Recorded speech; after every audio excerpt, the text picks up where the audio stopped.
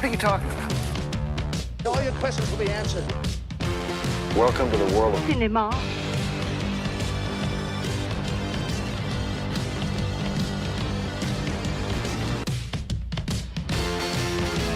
That's our take. Welcome to That's Our Take, where we, the Jacksons, discuss many of the over 12,000 movies we have seen with a focus on classic cinema. It's going to turn out all right. I've got a 7th sense. You mean a 6th sense? I mean a 7th sense. I've got a 6th sense and a 7th sense. Today, we will be talking about someone who really I don't think is in the public's mind very often or at all. But if you're a fan of old movies, you've probably seen him. His name is Charles Coburn, and he is a very funny man, and he's often in a lot of comedies. And we thought we'd highlight him today. So a little background: he was born in 1877. And he, as a young man, started working in the theater, as in the stage, and eventually got to Broadway and made his Broadway debut at 24 years old. Can you imagine a 24-year-old Charles Coburn? I wonder what he looked like. Yeah, I'm curious. I can't find any pictures of him other than what's in, for the movies and stuff. He started his own acting company, theater company, with a fellow actress whom he eventually married. And then they were together for 30 some years, and she passed away. And then he decided to move out to California and try Hollywood. His first movie was in 1935, and he was 58 years old. It was called The People's Enemy. He plays a judge with a career that spanned from 1935 to 1960. He was in about 70 movies, which I think is pretty incredible. Not even 30 years, and he's done double that amount in movies. He got his first Oscar, and I think his only Oscar, when he was 66 years old. So this is a guy who started in Hollywood at 58, got an Oscar at 66, so you're never too old to follow your dreams. Anyway, so that's a brief history of Mr. Charles Coburn. Let's talk about some movies of his that we really like. Okay, so for this podcast episode, we each chose our top 4 movies of his, and I should clarify that it's the top 4 films of his that we felt highlighted the comedic aspect of it. So with that being said, I'll just list my top 4, and then we'll have Jason list his. So starting with the 4th spot is a movie called The Devil and Miss Jones. And then in the 3rd spot is Vivacious Lady. Number 2 would be Bachelor Mother. And number 1 is The More the Merrier. So Jason, what were your picks and in what order? I think mine actually is pretty much the exact same. That's a lie. I said pretty much the exact same. So you said Heaven Can Wait. That's the only one that's different. So either Heaven Can Wait is in the list or it's not in the list. I'll take it out of the list. I'll make it an honorable mention, though. What makes it worthy of being mentioned? His role. So in Heaven Can Wait, it's a great movie with Don Amici and Gene Tierney, and he plays Don Amici's grandpa, and he plays this kind of no nonsense, matter of fact. Here's the plain truth. All right, all right. Henry had a glass of wine. We all know that. Henry, intoxicated? From what I overheard, at or about 10 o'clock last night, Henry and this foreign young woman slipped out of the house. Did they have a good time? The reason why I don't put it in the list is because compared to the others, he's underused in that movie. He's just not in it as much, but he's still very funny and delivers his lines quite well in that one. All right, I'll let it slide this time. Okay, thank you. All right, so then my number 4 spot goes to The Devil and Miss Jones. Do you agree? Is that your number 4 pick too? Yeah, I'd say so. Okay, so why? It's really good. He leans into the cantankerous character a lot more in this. He's a grumpy boss, and it's kind of like, what's that CBS show, Undercover Boss? Yeah. So that's kind of what this movie is. He goes in undercover. He is trying to figure out what's going on with his employees, and he discovers that there's like this underground networking of people trying to like overthrow him and maybe not take over the company, but like they're just trying to create some sort of rights or something. It's a cute role. It's a cute movie. There's a little love story. The thing that sticks out in my mind the most, though, is there's this scene where they go to the beach, Yeah. and the beach is just laden with people. Like, I'm talking like stepping over bodies, and you can't see sand because Right. there are so many people at this beach, Yeah. which is just insane to me. And they're at the beach. I remember that part. It just like, I don't know, uncomfortable. Hey, you little gutter snipe! Why don't you look where you're going? You understand Italian? I understand that. So we agree it's a funny performance. That CBS or whatever channel got their inspiration for their TV show from this movie. For Undercover Yes. Boss. All right. He was nominated, by the way, for this role. He lost to Donald Crisp in How Green Was My Valley, which we have not seen yet. Okay. So, number 3 choice. Mhm. I have my number 3 at Vivacious Lady. Do you agree? Or would you put Bachelor Mother in your number 3 slot? So, going by his performance, I would probably put Vivacious Lady in number 3. Okay. So, we agree on that. Yeah. Okay. Yeah. So, Vivacious Lady, one of our favorite films. If you've heard us on this podcast before, we've talked about it previously. But it's just such a great film. A cute little love story between Jimmy Stewart's character and Ginger Rogers. It's a cute little love story between them. And they meet one night, fall in love, get married. But before he can even tell anyone he's gotten married, his father whisks him away off the train to his previous girlfriend, and has no idea that his son is now married. And the rest of the movie is them trying to tell everyone that they've gotten married. And there's one person in the film who is aware that they are married, and it makes it for such a funny film. But Charles Coburn's part in it is the straight man until the end, where you finally see him maybe in the light of who he was when he was a younger individual. Yeah, that's a good way of saying it. Yeah, he's definitely, I guess, for all intents and purposes, the villain in the movie. Oh yeah, he is unlikable. He's such a turd. Yeah. The movie is just, it's one of those perfect movies for me where nothing is out of place. The dialogue's great. The pacing's great. The whole of the movie is just amazing. So Charles Coburn in his role, being that kind of staunch grump, is just perfect. But it's so funny. Yeah. He has really good timing. Yeah. And he does well with it. Yeah. He knows his character. Like, I was thinking of the scene, a big moment in the movie when Ginger Rogers her character meets the former girlfriend.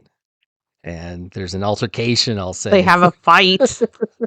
They have a fight. It's an altercation. Well, it's an interesting fight because we really don't see all of it, but we see enough. Yeah. But Charles Coburn, Jimmy Stewart, has no idea that this is going on, and he wants to try, and as Laura was saying, he's trying to tell people about Ginger Rogers' character. So he brings his dad so he can meet her. Now don't tell me You've got something up your sleeve. I can tell by that look in your eye. Come on, out with it. Out with it. Give me up the truth. No. Surprise. I've sent Keith for Mother, and I want you both to be right here. Now, it better be good. They come in on the middle of this fight. Well, it's good, Peter. Don't you think it's a little too rough? His response is so funny. He's not like appalled or like, how dare this happen? It's so funny. He's so flat with it, though. Yeah. It's like, well, it's a little rough. Here they are, like, completely disheveled. Yeah. One of them's pulling another one's hair, and they're just, like, smiling. It's a little rough, don't you think? It's just great. He is so good in that Yeah. role. And then his heart turns a little, Yeah. but it's so nice. Yeah. It's good. It's a good role for him. It's a great movie. If you haven't seen it, please go watch it as soon as you can. Seriously, Vivacious Lady, one of the best little romantic comedies there is that people haven't seen. And just so you know, on Letterboxd, if you look up Vivacious Lady, the rating is a 3.7. And then on IMDb, IMDb is a 7.1. it's a 7.1 on IMDb. I think these are both low. I think it's a 4 and an 8, respectively. Yeah. But it is what it is. It's a cute film. It's 90 minutes, so it's a perfect run length also. We're making our way up to the number 2 spot, which is Bachelor Mother. Bachelor Mother, again, with Ginger Rogers, and then David Niven. Mhm. And this one's... it's a funny, frustrating movie. If I have ever seen one before, it's this one. Because Ginger Rogers works at a department store where David Niven and Charles Coburn run. David Niven is the son of Charles Coburn, and he's been a bachelor, and so he's not really taken the helm of the business like his dad would want, or responsibility of anything, really. David, you can't keep up at the pace you're going. You'll crack up. Out every night with women and things. And things? Well, you know what I mean. This woman, Polly Parrish, is who Ginger Rogers plays in this film, and she's working. And right around Christmas time, she gets her little pink slip that she won't be needed anymore, and that they're letting her go.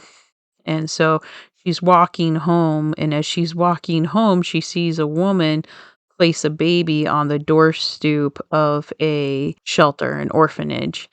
And she kind of, not berates the person, but kind of She's is sort like, of- she's hey, like, yeah, don't you dare leave that baby there. Right. Like, don't abandon that child. trying to encourage her to.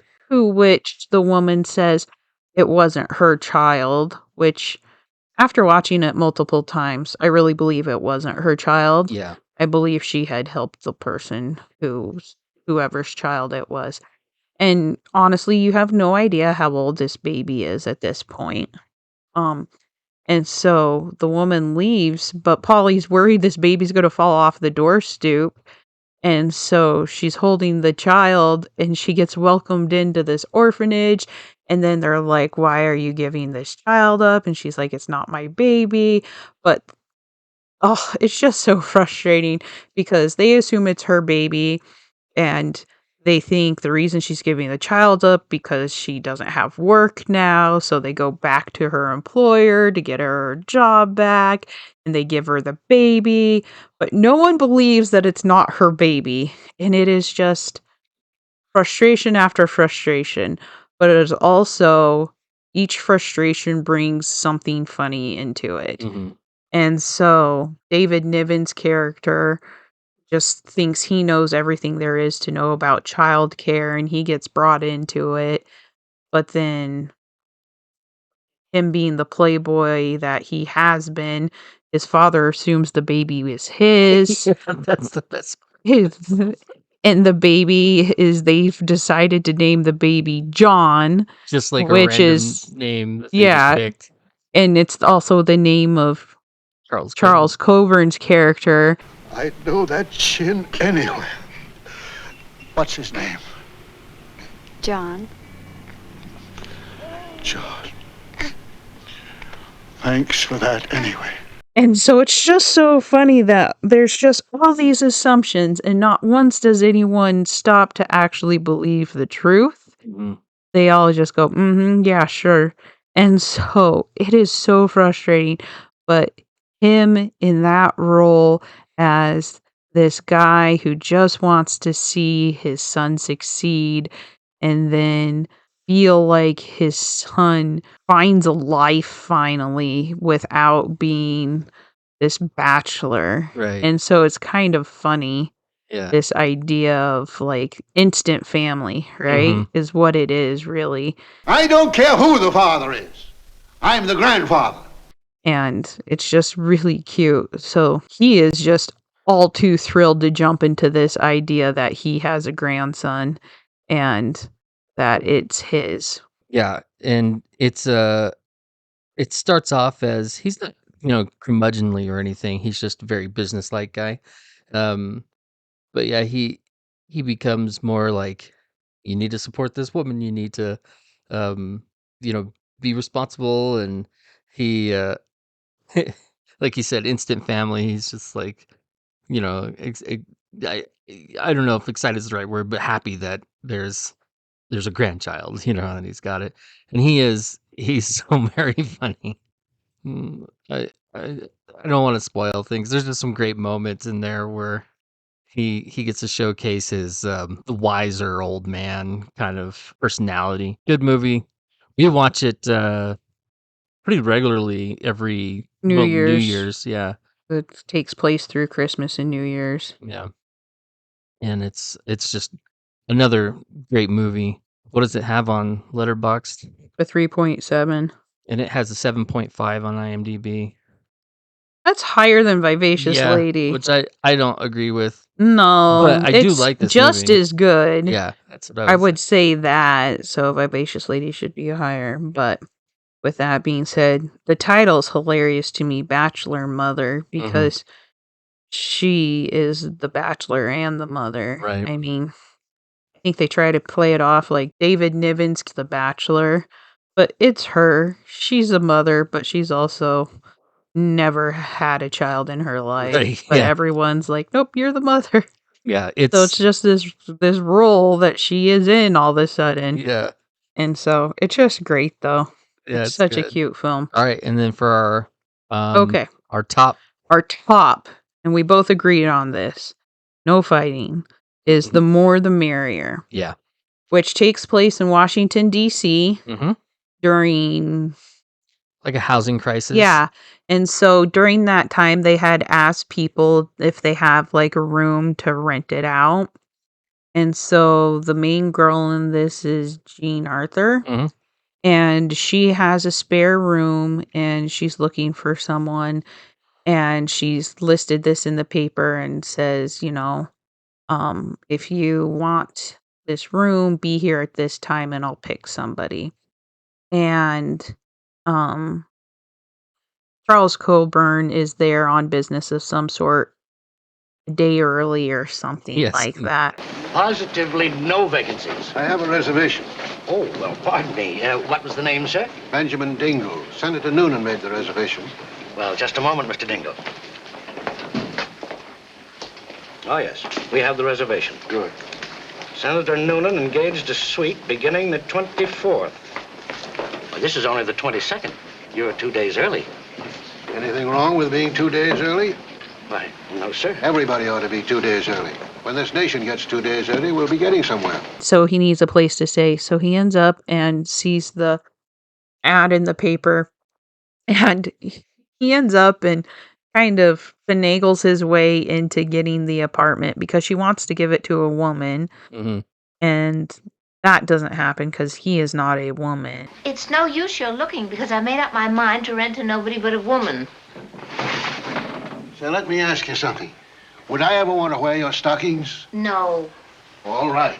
Would I ever want to borrow your girdle or your red and yellow dancing slippers? Of course not. Well, any woman, no matter who, would insist upon borrowing that dress you got on right now. You know why? Because it's so pretty. I made it myself. Then how would you like it if she spilled a cocktail all over it? At a party you couldn't go with her to because she'd borrowed it to go to it. In. She might have something that I could wear. Not her. Why not? Because she's so dumpy looking. Never has anything clean. That's why she's always borrowing your dresses. How do I know you'd be any better? Well, look at me. I'm neat, like a pin. And he beats everyone out of it because of his sneaky tactics. Yeah. But in meeting her, he realizes, in my opinion, she needs somebody. Yeah. She's a very like rigid, very organized, and not organized, but just like she's almost militant in like her Oh, yeah. scheduling and everything. He comes up with their schedule in the morning. Here's a copy of the morning schedule. The morning schedule. Oh, the morning schedule. Yes, it's a matter of efficiency. You just follow this and we won't have any trouble. Here, I'll show you. See, this is a floor plan of the apartment. Here's my room, here's your room, here's the bathroom, and here's the kitchen. Now, my alarm goes off at 7 o'clock, and we both get up. And at 7:01, I enter the bathroom. Then you go down to get the milk, and by 7:05, you started the coffee. 1 minute later, I leave the bathroom, and a minute after that, you enter the bathroom. Now, that's when I'm starting to dress. 3 minutes later, I'm having my coffee, and a minute after that, at 7:12, you leave the bathroom. At 7:13, I put on my eggs, and I leave to finish dressing. Then you put on your shoes and take off my eggs at 7:16. At 7:17, you start to shave. At 7:18, I eat my eggs, and at 7:21, I'm in the bathroom fixing my hair, and at 7:24, you're in the kitchen putting on your eggs. At 7:25, you make your bed. 7:26, I make my bed, and then while you're eating your eggs, I take out the papers and cans. At 7:29, you're washing the dishes, and at 7:30, we're all finished. It's really very simple. Do we do all this railroad time or Eastern War time? So, lo and behold, Joe McCrae shows up, and Charles Coburn's character talks her into letting him stay. Well, at first he doesn't even. Yeah, he sneaks him in. Yeah, he sneaks him in. He's a sneaky little man. But that's the best part of his character, is that he is like, you want him to get away with things and you want him to get caught. Yeah. Because she is so rigid that you're like, just relax a little bit. But also, it's her space, so she should be able to have it the way she wants, right? And so she's doing something nice by helping out during a crisis time. But at first she doesn't know there's a third person in the apartment, which is hilarious. That seal scene. One of the funniest scenes. Never seen someone take a shower before like freaking Joel McCrae in this movie. But it's just cute. Everything he does, and he has his little saying, "Damn the torpedoes! Full speed ahead!" And that is like the motto of the movie. Yeah, and that's kind of an interesting thing, the whole damn the torpedoes, because it is a naughty word. Damn. And, yeah, and it's said in this movie probably like 40 times. Yeah. And the movie was 1943. So they had, just so you know, there was sort of a, I don't know if it was like an addendum or a note or something in the production code that allowed for profanity if it was based on something published and it was kind of like deemed appropriate for the picture. So that's why there's the line from Gone with the Wind. And that's came from published material, so it was okay. Right. And also in Holiday, Katharine Hepburn is quoting Shakespeare and she says damn. And then in this movie, it's a famous line from a naval captain. And so they allowed it, and he says it so much. And it's just kind of interesting that it was allowed. Yeah, he this is, of the movies we've mentioned, this is the role that has a lot more levity to it. I think he's not a grump. No, he's not a grump at all. He's like a grandpa happy guy. Yeah, that's a good way of He's not a sourpuss or Right. anything like that. Yeah, he's definitely a meddler, and Yeah.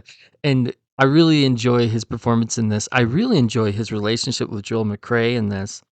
It's kind of a buddy movie almost. Oh, for sure. I like it when they're reading the comics, the funnies in the newspaper together, and he's like, Gosh, is that Dick Tracy is sure playing with dynamite. Sure is. Is that the best you can do with your time? Gotta keep up with what's going on. I missed 2 Sundays with Superman once, and I've never felt right since. Yeah.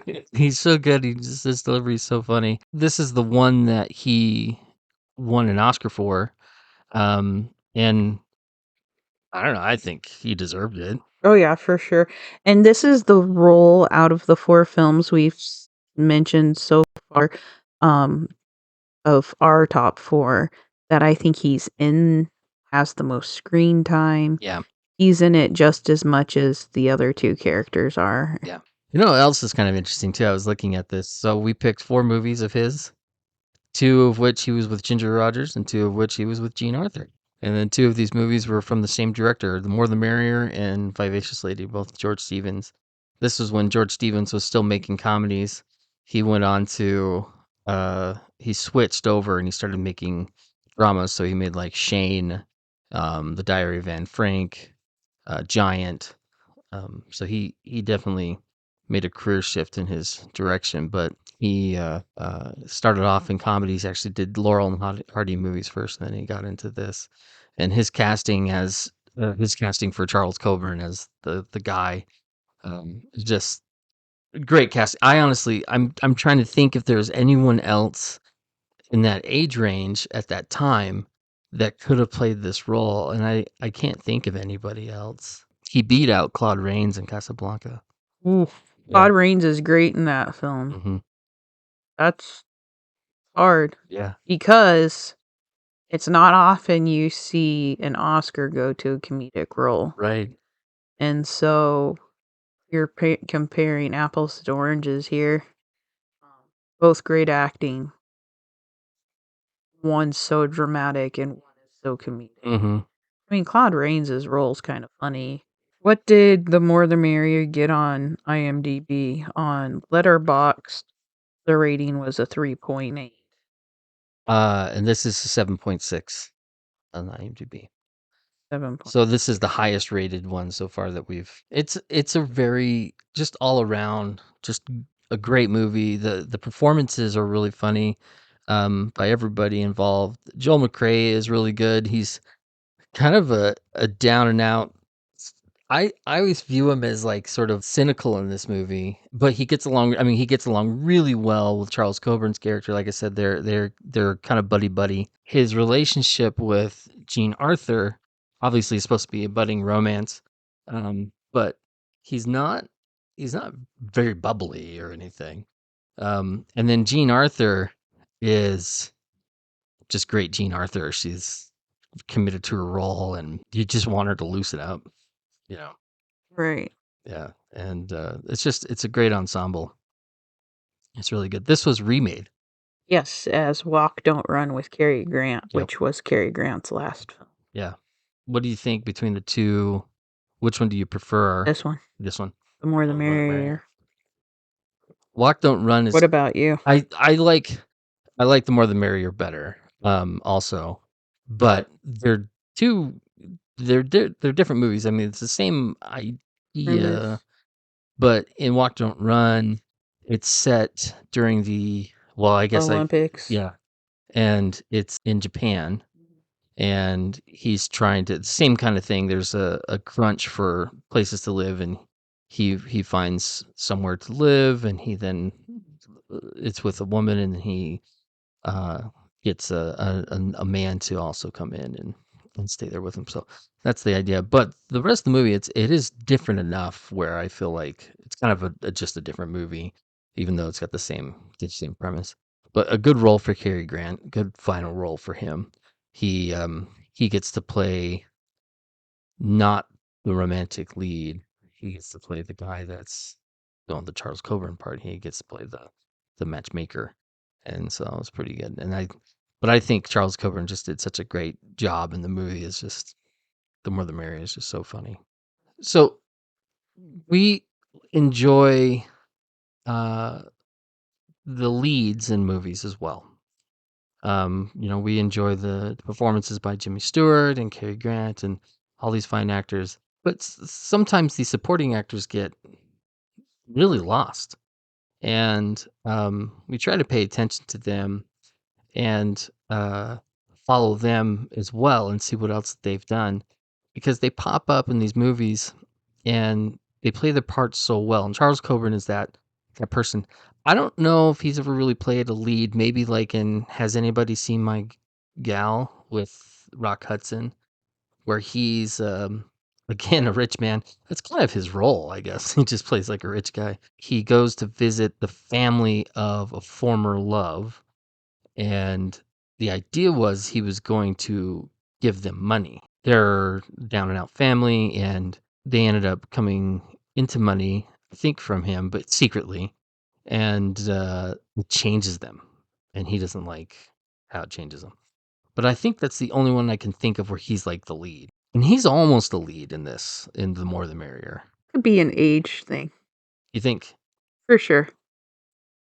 I think maybe not as much. It's seen more with women roles, not as much for men, but women in these roles. I mean, Eula Bondi played Jimmy Stewart's mother multiple times. Yeah, like 6 times or something. But she was often playing motherly type roles, grandma-like characters, frail little women. And here you have someone like Charles Coburn, and he's robust, and he's spry, and energetic. And even when he's old and his son's gonna take over the company and he's waiting for him to, he's still like out there making things happen, right? And so you get women in these roles and they're like, no, she's a grandmother. Right, She's yeah. an old person. They And put them so, in that maternal role right, forever after a certain age. for sure. I think that has kind of broken down a little. I still think it exists. Mm-hmm. So you look at movies now and also back then, old people looked older. Yeah. And I don't know if we're living longer so old people don't look so old as they used to, or if it's because there's plastic surgery, there's a lot more different health Those things. violet There's ray masks or whatever those are. UV light, UV lights. That's the what it is. red light therapy. Yeah. The there's just so many different things. People in their 50s don't look 50. Right. I mean, they're not 20, but they don't look 50. As opposed to Charles Coburn, when you see him, he's this, like I said before, he's robust, he's rosy cheeked, he's like a Santa Yeah, almost, very much so. You would expect him to just be like, go sit on his lap and he'd like just laugh and have fun and you tell him what you want for Christmas. And so I just feel like because of his age, he wasn't given forefront in movies. He was giving supporting characters because people at the time want to see people they relate to the most, and they're not relating to old rich men. They're relating to young people struggling, young people trying to find love, trying to find a place to live, dealing with not having a job. Like all of these things are happening. And so I think that's why he didn't really have that major role. Yes, in this movie, I agree, his screen time, you could kind of say it's his film. But I mean, I would say it's probably like a third, a third, a third. Right. Yeah, it's His pretty screen time even. is just as much as hers and Joel McRae's. Yeah. And so I'm not quite sure But if I'm gonna say he was a lead in a movie out of the ones I've seen, all of his films, this is the one I'd say he was like Right. Yeah. The most contributing prominent for character. sure. Yeah. Yeah, I agree. And I think you're right. And it's funny because it's like you said, it's still going on. It's better. I mean, you get people like Tom Cruise doing action movies into his 60s Yeah. practically. And then you get the Ocean's 11 gang. Mm, Like these men are not in their 40s. They have gone into the Charles Coburn area of age, yeah. and they are not playing grandpas. I think I think from what I've seen, it seems like that's almost the pattern for men and has been for a while because in it's starting, I think, really in the 50s when a lot of actors got older, the men, when they got older, they retired basically, as I feel, into westerns. And you look at Randolph Scott, Joel McCrea, um, Joseph Cotton, and John Wayne. Of course, he always kind of did westerns. Um, but they all so these adventure western movies is what the men went into, and I think that's what's going on now too. Liam Neeson, Tom Cruise, Brad Pitt, and all of them. They sort of retired into these. I don't know if it's because they're trying to keep to a youth or not, but it seems like that's the old man action movie Yeah. is such a popular thing. I mean, can you imagine someone in a movie being like, "Hi, Grandpa Tom Cruise?" Yeah, Like, that's not happening. right. It's just like the silliest thing to think of. Or even Liam Neeson, like years old. Yeah, it's enough to where He's a you kn- grandpa in real life. you know that there's heavy use of stunt doubles. Yeah, but that's not even what bothers me. It's just the idea of like, you can't see it, and I don't know if you'll ever see it with these men, or if they'll retire out before you see them play a supporting role like Charles Coburn, Yeah. where he Oh yeah. is Yeah. the character. And he's 50. I'm just saying. Yeah. No, you're absolutely right. I don't see Keanu Reeves, who's in his 60s now, playing that kind of role. He's the lead, right? Jason Statham, he's the lead, except for like maybe Expendables, but he actually started off more supporting and then became the lead. Um, but these actors definitely are the forefront. Now, that's men. That is not the case with women. It's not. So and I'm looking back in these older movies, and really not a whole lot has changed for women. Sex icon, mother, That's grandmother. that's the transition, right? It goes in that order. That's how it is. There's only like a handful of women I can think of that have sort of transcended that. So Betty Davis is one that comes to mind. Like Meryl Streep. She's another one I can think of who isn't caught up in that cycle that you mentioned. But I think that's something that had to be worked out. Oh yeah. It reminds me of a scene in the movie First Wives Club where I'm pretty sure it's Goldie Hawn's character. And she is trying to get ready for a role, and she thinks she's playing the daughter to Oh this yeah. woman, Yeah. and she's just like trying to prepare herself for this role because it really like resonates with her, and then she finds out that she's the one who's going to be the mother, like, and she's like hag, and they like talk about how like grotesque they want to That's right. Yeah. make her. That's And like, I'm just curious, how old was Goldie Hawn in First Wives Club? So she was 51. Okay, she's 51. Okay. So technically could have been a mother character, right? Yeah. But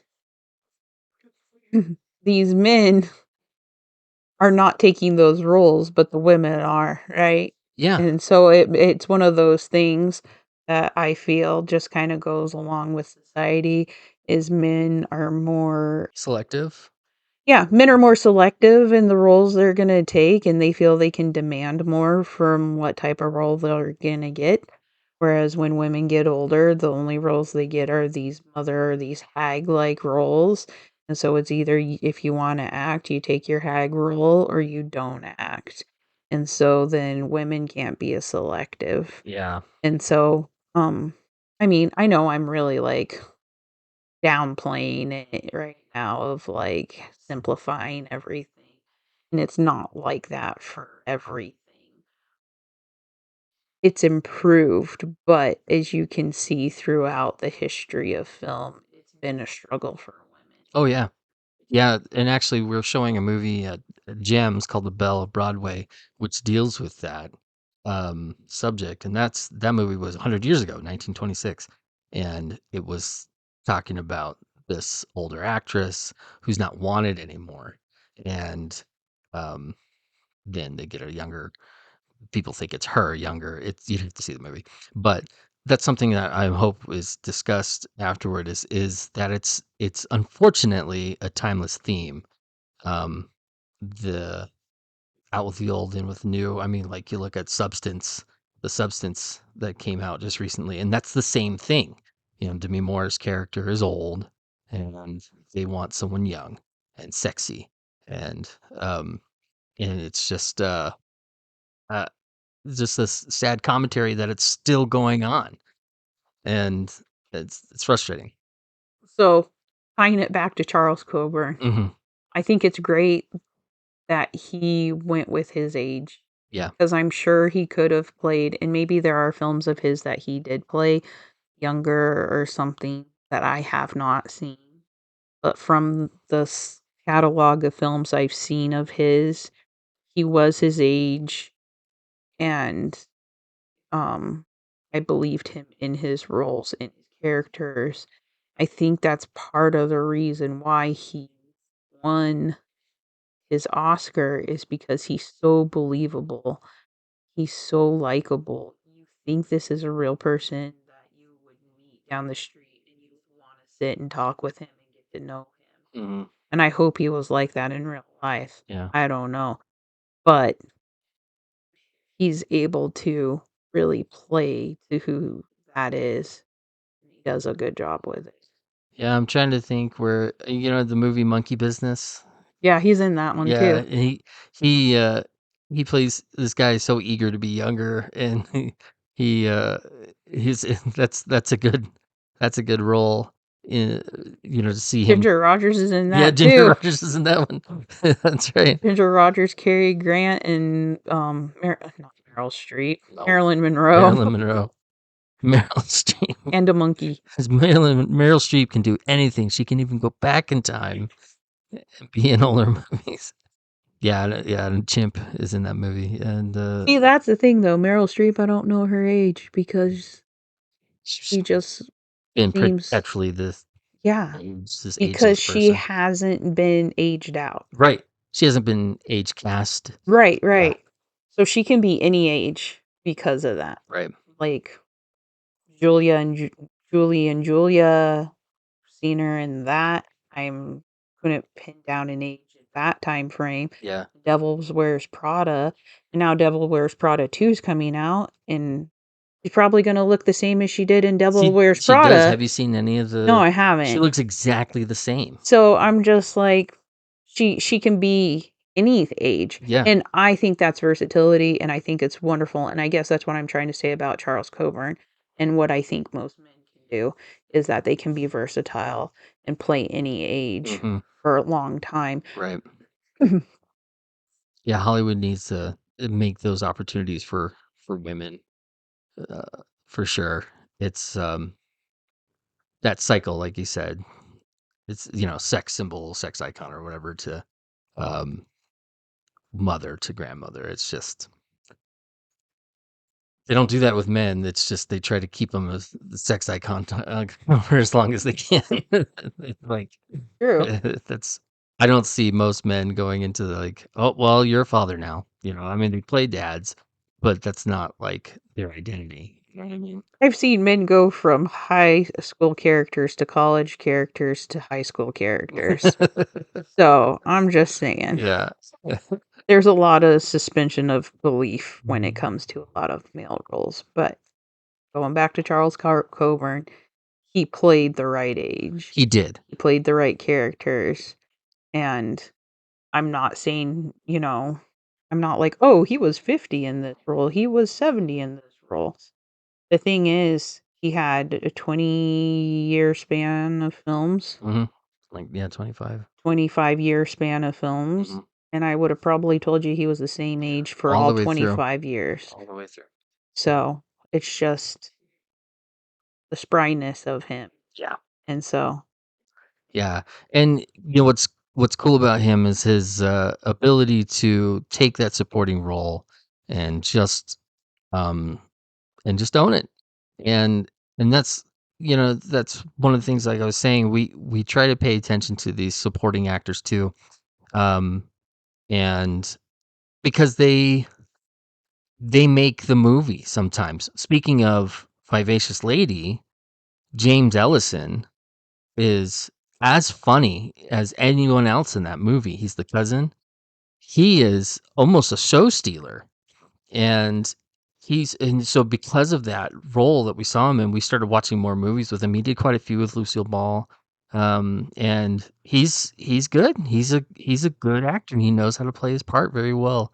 And Vivacious Lady is definitely one of his best, if not his best role. And these supporting actors need support from viewers as well.